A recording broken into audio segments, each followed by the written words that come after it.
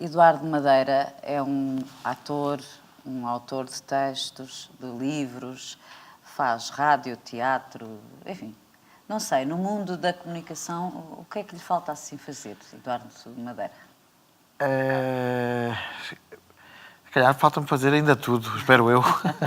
Eu espero que aquilo que eu já fiz até agora seja um princípio, um bom princípio. Esperamos todos, mas na realidade Já passei um bocadinho por todo lado. Sim. Em todo lado, não é? Sim. Na realidade eu comecei como comediante a escrever e foi esse o meu início. É a origem de tudo. É a origem de tudo.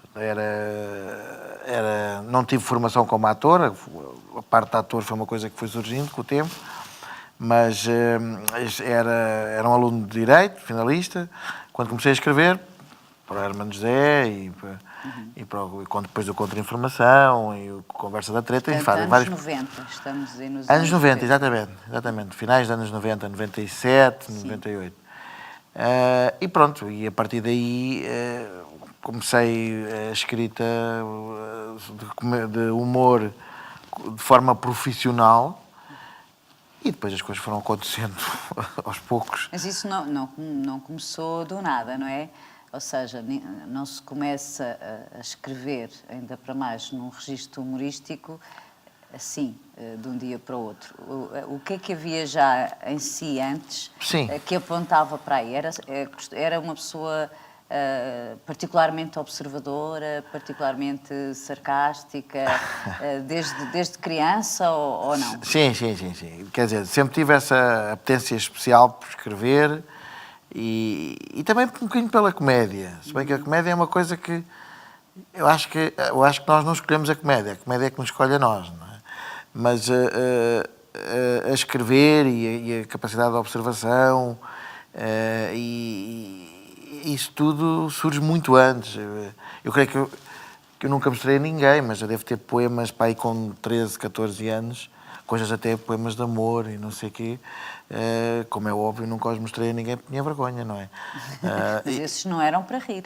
Não eram para rir, eram aquelas paixões... Coisas sofridas. Sim, paixões da adolescência, absolutamente mortais, que eu pensei que iam acabar comigo. Acabar o mundo ali também, não é? E algumas delas acabaram escritas em poesias e pequenas prosas, e não sei o quê. Portanto, a escrita teve sempre muito presente. E depois sempre, em minha casa sempre se leu muito, sempre se ouviu muita música daquela com uma componente de poesia forte por trás. E então essa coisa dos livros e de escrever e de tudo isso estava sempre muito presente. E pronto, e acabou por determinar o futuro, não é? Houve um momento em que decidiu, há instantes dizia que estava a estudar Direito, em que decidiu que a sua vida profissionalmente ia passar fundamentalmente pelo humor, não é? Porque, embora faça outras coisas, mas o seu registro privilegiado e o predominante, digamos assim, é, como todos sabemos, o humor. Quando é que tomou essa decisão? Porque, deixe-me só interromper, essa altura de que estava a falar, 97, 98 e a seguir, foram anos particularmente ricos no humor português. Apareceram novos nomes na escrita, na interpretação, no stand-up. Foi ali, parecia um caldeirão, não é? Foi. É assim, nesse ano, por algum motivo, enfim, por conhecer também o João Quadros, que era na altura uma pessoa que eu tínhamos amigos comuns e que já trabalhava na empresa que estava na altura a surgir, que era as produções fictícias, e é pela mão do João Quadros que eu vou parar às produções fictícias. E aí sou colega de criatividade ali de grupo, sei lá, do Filipe Almeida Fonseca, do Rui Cardoso Martins, do Ricardo Araújo Pereira, há ali um grupo no Artur Silva, o José de Pina, enfim, há ali um grupo incrível de pessoas que é uma geração que se encontra ali naquele momento e todos com uma criatividade explosiva. Eu não sei se eu creio que agora também surgem coisas assim, mas aquele momento foi ali muito especial porque Estou a falar nesse momento em relação ao que estava para trás. Sim, sim, sim, sim, Que sim. era, de facto... Nós encontramos todos ali naquele momento, talvez em 97, 98, 99, e pronto. E ali, dali sai realmente algumas das pessoas que iam fazer humor nos anos... Hoje, que estão hoje a fazer connosco, humor, não é? sim, sim. A fazer Sim, sim, sim. humor na Sem rádio, dúvida. na televisão. Portanto, nasceram aí como Sim. criadores humorísticos. Sim. Não sei, enfim, penso que se pode dizer Sim, sim, assim, sim, não é? sim. É uma boa definição? É ótima, é ótima. Eu acho que é uma definição, é até bastante apropriada, porque há uma tendência, um bocado por várias circunstâncias do país, às vezes em não dar importância... Menorizar. Em menorizar a importância da criação. São umas pessoas que dizem umas brincadeiras. Há um bocado aquela ideia de ele não precisa que ninguém escreva nada para ele, ou ele não precisa, aquilo sai-lhe tudo na hora. Não é assim, não é? É como o Churchill dizia, demoro imenso tempo a preparar os meus discursos de improviso. E é um bocado isso que as pessoas têm que ter noção. Tudo o que é dito, ou 98% do que é dito em público, mesmo que pareça improviso, está pensado, está estudado. Nós não, principalmente quando atingimos um nível de profissionalismo, não podemos... Não vão inventar para o palco, não podemos estar a correr esse risco, porque o público depois não vai perceber, não é? Embora por vezes pareça. Mas isso é, sem dúvida alguma, mérito dos atores ou dos performers. Ou seja, quando eles conseguem fazer parecer que de repente estão a criar aquilo. Não, já fizeram para trás. Pode acontecer muitas vezes, eu faço um improviso, mas nunca posso confiar nisso, porque isso... há dias que uma pessoa pode improvisar bem, há outros dias que pode correr muito mal. Pode correr muito mal. Acontece, por vezes, correr muito mal. Não acontece correr muito, muito mal. Mesmo sem ser no improviso. Sim, sim. Mesmo no texto escrito, refletido, depois de representado ou de exibido na televisão ou transmitido na rádio, de soar muito mal, de achar que aquilo era melhor não ter feito?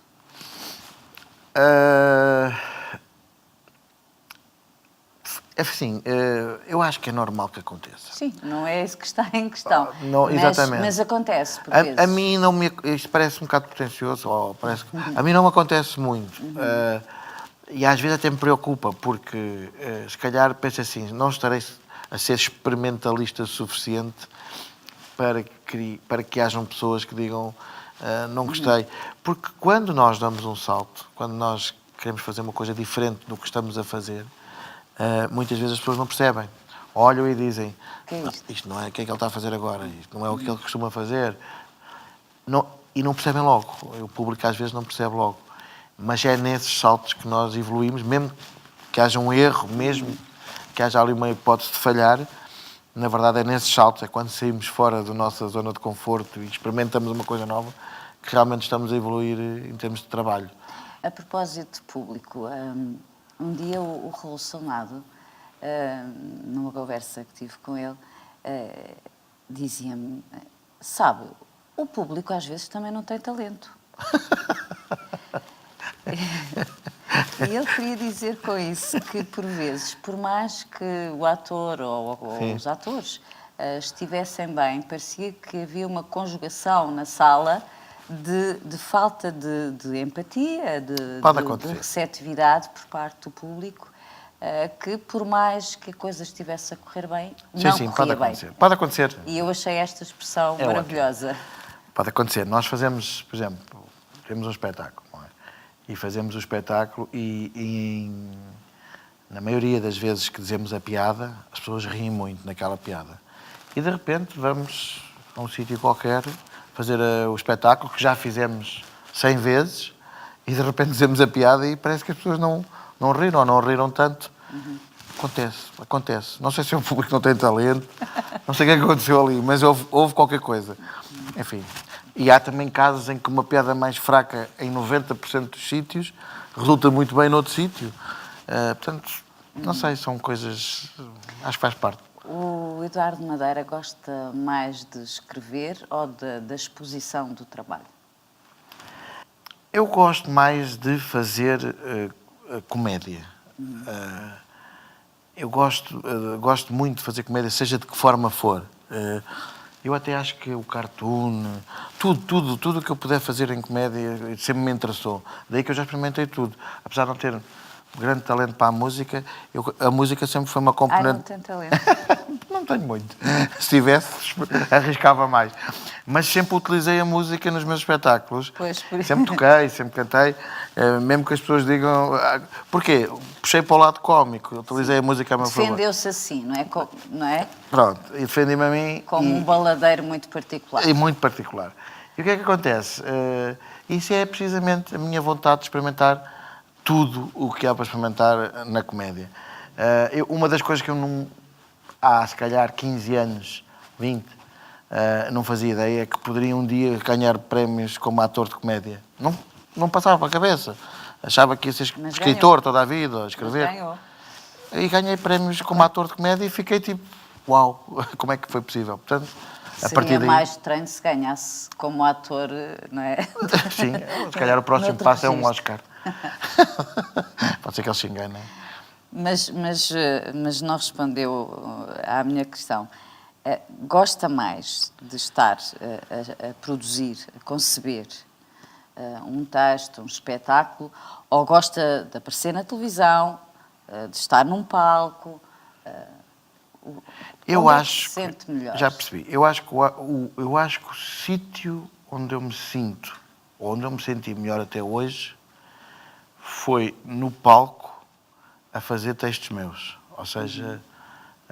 One man show. Sim, quando nós estamos cara a cara com o público e estamos a estabelecer com o público o máximo.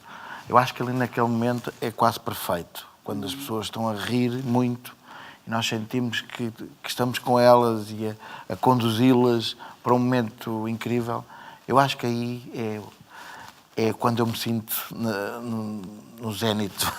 Atinjo o máximo de felicidade em termos de trabalho. Realização profissional. Sim, de realização. Eu acho que sim. Há bocadinho, quando falava na ideia que por vezes se tem de secundarizar o trabalho como autor dos criadores de registro cómico ou de comédia humorístico, para além disso, ou ao mesmo tempo que isso acontece, considera que o efeito no público que pode ter a mensagem humorística é mais forte ou menos em relação ao discurso institucional? Quando faz, por exemplo, uma sátira política ou uma sátira sobre uma personalidade, pode ser um escritor, ou sobre a situação económica do país, ou sobre um caso que está na justiça, até que ponto acha que essa mensagem pode ter poder? Eu acho que é assim. O humor, na minha opinião, o humor, em primeira análise, ou em primeiro lugar, tem que fazer rir. Ponto. Depois, há várias camadas. Uma das camadas é precisamente fazer as pessoas pensarem. É uma parte mais de intervenção que o humor tem, uma função de intervenção. E quando nós conseguimos que as pessoas riam e, ao mesmo tempo, tenham a noção de que, olha, eles estão a pôr o dedo na ferida, eles estão a chamar a atenção para isto, que realmente é bom, estamos a cobrir um leque maior de espectadores, estamos a chegar mais longe, o trabalho é mais profundo. E, portanto, eu creio que quando se consegue fazer rir e, ao mesmo tempo, fazer pensar e chamar a atenção para certos problemas, eu creio que o trabalho está mais conseguido. E quais são, ou se sente, ou se impõe a si próprio, limites na forma como são abordados os temas? Tem limites, porque, enfim, há a corrente do humor negro, que Sim. não pratica, tanto quanto sei, não é? Não. Enfim, levado por vezes ao extremo. É mais conhecido como autor e intérprete, até, penso eu, daquilo que está a acontecer no Sim. momento, não é? Até pelo tipo de trabalho que faz, pela presença muito contínua que tem, sobretudo na televisão, em vários programas. Sim. Que limites impõe a si próprio, se é que impõe? Bom, os limites que imponho a mim próprio, eu acho que essa discussão dos limites do humor foi um bocadinho... nos últimos tempos não se chegou assim a nenhuma conclusão, as pessoas... Também não vamos chegar aqui, Também não não é? vamos chegar aqui, mas o que é certo é que... Mas é uma coisa que tem que ter em conta quando está a escrever, não é? Sim, Até onde sim. vai.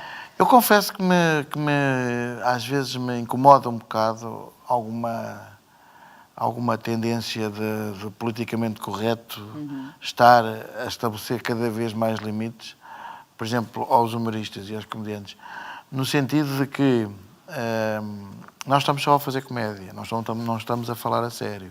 Nós só estamos... Quando as pessoas falam a sério, eu acho que aí sim deviam ser às vezes limitadas. Quando estão a fazer rir, estão a fazer rir. Podem não conseguir, pode ser o tipo de humor, lá está. As pessoas que fazem humor negro têm o seu público e fazem rir as pessoas que gostam daquele tipo de humor. Aquilo é perfeitamente válido. Portanto, o que é que vai acontecer se nós começarmos a ser cada vez mais limitados pelo politicamente correto, por exemplo? Vamos acabar com uma lista, cuidado, não se pode mexer nem nisto, nem naquele, nem naquele. Não é o que podem impor.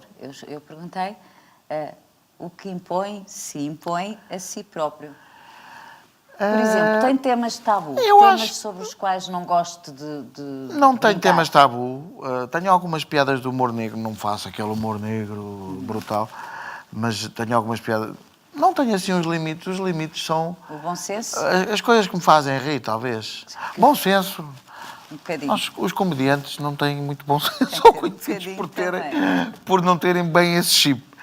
Mas eu vou mais para as coisas que me fazem rir hoje em dia. Também há muitos dos temas, às vezes, então, estamos a falar de humor negro, mas podemos falar de humor escatológico, de vários tipos de humor. Há várias coisas que me faziam rir aos 15 anos, hoje não me fazem rir, não é? Eu mais ou menos procuro fazer coisas que me façam rir nesta altura da minha vida, não é? Porque... E o que é que o faz rir agora? Fazem-me rir os portugueses, certas conversas dos portugueses, a maneira de como observam a vida e as coisas é tão desconcertante e às vezes tão rica que aquela noção que nós temos de se nós escrevêssemos o que estes dois estão a dizer, as pessoas não iam acreditar, iam achar que isto era exagerado. Ou seja, Está a dizer, claramente... por exemplo, quando vai a um restaurante ou a um café ou num autocarro, as conversas entre as situações pessoas, ou ao telemóvel. Tal e qual. As conversas e situações do Portugal real, do dia-a-dia, são as coisas a mim que me fazem mais rir. Eu às vezes estou a olhar e estou a dizer, eu não acredito no que está aqui a acontecer. E tento...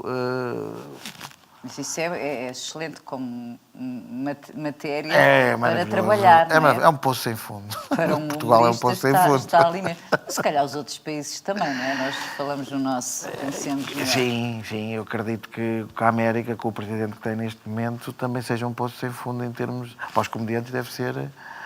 Nem precisam de se esforçar muito. Lá está. O trabalho é facilitado com o presidente daqueles.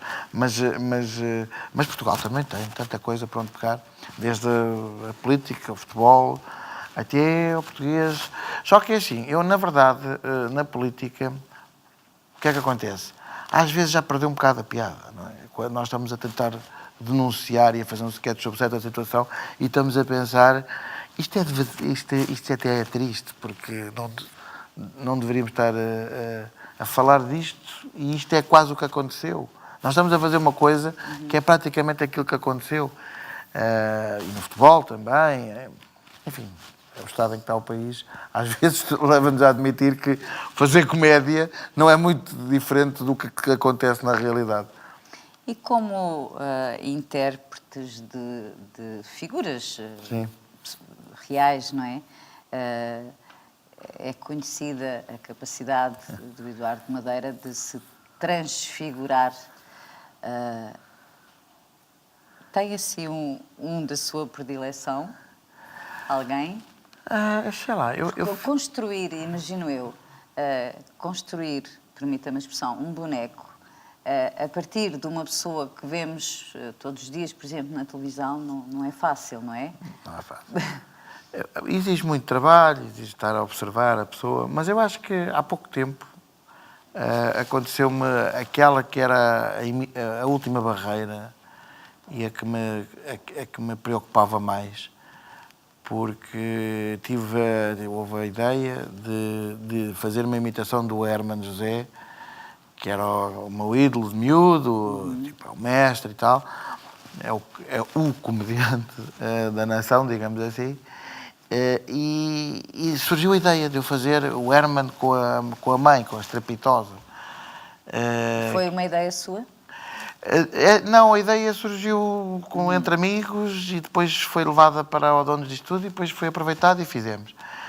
E depois era o medo de não conseguir fazer parecido, o medo do se o Herman gostava ou não, lá está de conseguir fazer rir, brincar sem pronto, ter que ofender, assim por aí além, pronto, fazer uma coisa que tivesse piada.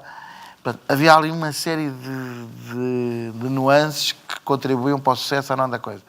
E para mim foi talvez a última barreira, foi a definitiva imitação, aquela que para mim era o mais difícil. E por sorte, sei lá, por trabalho e também por fair play do Herman, o que é certo é que a coisa ficou muito engraçada, correu muito bem. Mas depois perguntei, no fim de fazer aquilo e as pessoas terem gostado imenso e do próprio Herman ter dito que estava espetacular e que me ia processar por plágio e não sei o quê, depois pensei assim, bom, o que é que agora... Faço o seguinte. O que é que eu agora Qual é o o patamar? que é que ainda tenho para fazer a seguir? Porque, de facto, nos últimos anos tenho passado pelos Portugal Já e foi pelo... tudo, já foi todos, quase. No país e até internacional já corri quase tudo. Começa a ser difícil. Bom, outras personalidades aparecerão. Livros. Também. Livros também. Lá está, isso foi uma parte de mim que, à medida que a parte de ator foi cada vez sendo mais solicitado, principalmente nos últimos 10 anos, porque ao princípio era uma coisa residual, eu era uma pessoa que escrevia, não é? Mas nos últimos 10, 12 anos, cada vez fui mais requisitado, primeiro pelos contemporâneos, e depois está de graça, e depois pronto, por aí afora, vários programas. Os livros acabaram por... acabei por deixar de ter tempo para escrever. Eu creio que o último livro que eu terei lançado foi talvez há uns 10 anos. Mas, curiosamente, e esta é uma parte que as pessoas sabem menos de mim, para trás tinha 9 livros editados. Portanto, desde contos a textos de peças de teatro, por exemplo, a Conversa da Treta, tinha os guiões tanto da peça como também do filme, estão editados em livro. Enfim, vários livros que eu escrevi com o António Feio, livros que eu escrevi com o José Pedro Gomes, que na verdade eram textos que eu escrevia para eles. E depois eram publicados, às vezes com coisas que eles depois também introduziam, e acabávamos por assinarem a coautoria. Enfim, tenho várias coisas por aí. Neste momento, para além do que está a fazer e que as pessoas podem ver na televisão, o que é que tem mais como projeto? Bom, 2019 pode ser um ano muito diferente. Pode. Na verdade, estou a procurar... Lá está. Estou a chegar a um ponto, depois deste trabalho todo desenvolvido e ter sido um trabalho que eu considero, na minha ótica, que marcou um bocadinho a televisão, ou seja... Não estou a falar do meu trabalho específico, estou a falar do trabalho de donos de estúdio. Sim, porque os meus colegas são todos também brilhantes e eles fazem coisas... Aliás, eles puxam por mim, não é? Eles obrigaram-me a ser perfeccionista e bom, e porque senão estaria ali a funcionar como o patinho feio, ainda por cima não sendo ator. Eu fui tipo foi o adotado, digamos assim, não sendo ator de formação. Mas neste ponto, estou naquele ponto em que eu preciso agora de ou continuo sempre a fazer o mesmo até as pessoas se cansarem, ou paro, faço um bocadinho de reflexão, pergunto para onde é que quero ir, o que é que vou continuar a fazer. E eu creio que 2019 poderá ter surpresas. Se calhar um novo livro e se calhar um novo programa com um tom ligeiramente diferente que as pessoas não estão à espera. Se calhar foi por aí, não sei. Porque às tantas pode também provocar cansaço, não é? Porque para quem vê... Eu acho que sim. Para quem vê tem graça, não é? As pessoas Claro. ou gostam ou não gostam. Também Claro. há quem não aprecie nada o género do humor Claro, dos sim, programas em que evidentemente. participa. Isso é normal. Isso é normal. Mas, por vezes, a pessoa pode cansar-se de si própria, não é? Um pouco. Eu acho que sim. Eu acho que nós não tivemos cuidado e que ao fim de muitos anos estar a fazer sempre a mesma coisa, se nós não tivermos cuidado de nos reinventarmos e de pararmos para refletir e queremos fazer coisas diferentes. Por exemplo, houve uma altura mais recente em que me apeteceu muito fazer cinema. Depois tive algumas experiências e que percebi que o cinema em Portugal às vezes é complicado, mas apeteceu muito fazer cinema. Apetece muito voltar a escrever, enfim. Estou aqui agora a repensar as coisas e a ver para onde é que vou a seguir, porque não quero prefiro que sair num momento em que, ou parar com este trabalho no momento em que as pessoas digam incrível, muito bom, gostei muito, e eu então, pronto, tudo bem, do que fazer o contrário, que é que as pessoas já estarem a dizer já acabava. Ou seja, o que eu quero é que as pessoas dizem... Não quero que faça o humor sobre si. Pois, exatamente. Prefiro que as pessoas digam, então, acabou, do que digam, já acabava. Pronto, eu acho que é isso. E nestes 20 anos, não é? São praticamente... Quase, sim. Praticamente 20 anos. O público mudou. Sente isso, sobretudo... Não digo em relação aos programas de televisão, pode não haver tanto essa percepção, mas nos espetáculos pelo país, tem alguma ideia, ou sente que o público, a forma como reage, como lida com o humor, como interpreta, mudou ou não? Porque 20 anos é bastante. É pouco, sim, mas é muito. Nestes sim, é muito, não parece, mas é. Eu creio que mudou. Mudou, quer se queira, quer não, o mundo muda mesmo, não é? O mundo todo. E 20 anos é isso, 20 anos já é bastante tempo. E o que eu acho é que as pessoas tiveram acesso a muito mais informação, se calhar há aquela dúvida se mais informação às vezes significa mais formação. Não creio que significa, às vezes parece que estamos a caminhar na lógica de cada vez temos mais notícias, mais informação e depois, se formos a ver a parte de trás, a formação das pessoas, parar para ler um livro, parar para aprofundar os temas, isso acaba por não estar a acontecer. Portanto, estamos as pessoas têm muita informação, têm muita escolha também hoje em dia e, portanto, o que mudou é que as pessoas sabem precisamente o que é que querem ir ver e quando vão ver estão à espera de ver uma coisa que lhes agrade, que corresponda às suas expectativas. Se não corresponder, também não insistem. Enfim, eu acho que o público está mais informado. É isso que tem acontecido. Depois a qualidade dos artistas, a maneira como trabalham com o público, é que faz, a maior parte das vezes, com que encham salas ou não é? E o Eduardo Madeira enche, por nada. Eu, felizmente, consigo encher salas. E anda muito pelo país? Ando muito pelo país. Sozinho? Tenho um espetáculo sozinho, mas neste momento o espetáculo que eu tenho feito mais vezes é um espetáculo com o Manel Marques, que há uns anos eu estava farto de fazer stand-up comedy sozinho, há 2 anos. E um dia disse ao Manel, queres ir comigo, fazemos um texto e tal, não sei o quê. E o Manel, como é aquele tipo de pessoa também que também não tem o chip do medo, não é?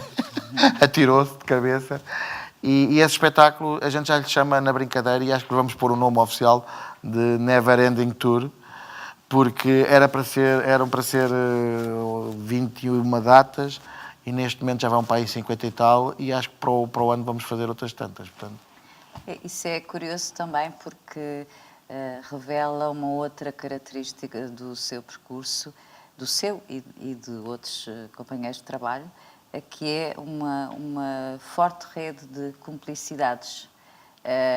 São nomes que trabalham, não digo sempre, não é? Mas muitas vezes em projetos comuns, juntam-se, sobretudo para os programas da televisão, também Sim. agora para os espetáculos, que são relações profissionais e de amizade, penso eu, já com grande longevidade. Sim. Às vezes, profissionalmente, isso não é fácil de conseguir. Não, eu por acaso tenho tido alguma sorte. Eu já estive em projetos onde ninguém acabou amigo e também não é preciso que isso Correram aconteça. mal. Sim, não, mas nós não temos que ser amigos. Claro. Temos que fazer o que mas temos. eu não estava a falar muito na questão da amizade, mas da cumplicidade profissional. temos que fundamentalmente fazer o trabalho bem e com as pessoas com quem temos que fazer o trabalho.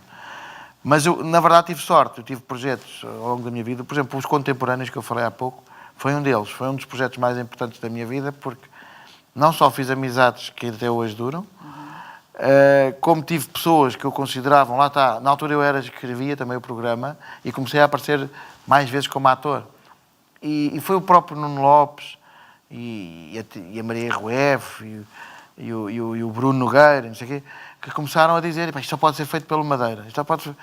E às vezes eu pensava, eles estavam a gozar comigo, sinceramente. Mas eles achavam que tinha as características para aquilo. Mas eles, na verdade... Eles tinham razão. Sim, eles, na verdade, fizeram-me perceber que eu não era só um ator para desenrascar, que não era só um comediante que também podia ser ator. Não, eu havia coisas que tinha que ser, e quando uma pessoa quando eu tinha o Nuno Lopes, que eu considerava o melhor ator da geração dele, a dizer-me na cara, isto tem que ser feito por ti, só tu é que fazes isto bem. Eu pensei, se calhar tenho que levar isto um bocadinho mais a sério. E acho que isso foi muito importante para mim. E depois houve a parte das amizades que eu construí em vários programas e que foram para a vida. Nesse programa o Manel também entrou a meio dos contemporâneos, não foi logo no início. Fiz também amizade com ele aí. E até hoje sou, por exemplo, amigo do Manuel Marques, do Bruno Nogueira, do Nuno Lopes, muita gente. A tal geração de que se falava no início desta conversa. Surge tudo aí. Há ali aqueles finais dos anos 90 realmente que traz muita gente nova. Lugar dos novos. Gente nova, lugar dos novos. Exatamente. Lugar dos novos, Sociedade Portuguesa de Autores, onde estamos a ter esta conversa. Eduardo Madeira, tem alguma relação particular com a Sociedade Portuguesa de Autores? Tenho. Particular, profissionalmente, claro. Olha, curiosamente, eu creio que sou sócio da Sociedade Portuguesa de Autores desde 98. Lá está. 20 anos. Se não é 98, é 97, mas eu creio que é 98. Portanto, a minha relação de lá para cá tem sido... Eu editei livros, fiz programas, editei discos, sim, permitiram que eu gravasse e editasse. Portanto, tenho muitas canções escritas por mim, que fizeram parte de programas, portanto, tudo isso leva-me a ter uma relação com a Sociedade Portuguesa de Autores, pronto, umas vezes mais próximo, outras vezes mais... Agora, por exemplo, brevemente, estou a pensar em mais um livro e talvez mais um disco que vai reunir todas as maluqueiras que eu fiz em vários programas. Já está a pensar em antologias. Portanto, na verdade, a relação vai outra vez estreitar, porque vai ser inevitável. Eduardo Madeira, muito obrigada. Obrigado, eu.